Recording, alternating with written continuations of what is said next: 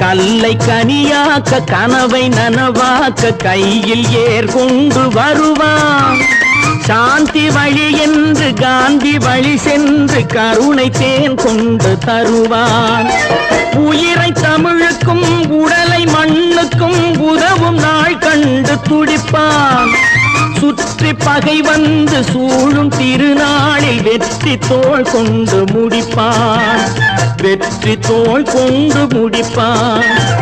எனக்கொரு மகன் பிறப்பான், அவன் என்னை போலவே இருப்பான். தனக்கொரு பாதையை வகுக்காமல் என் தலைவன் வழியிலே நடப்பான்.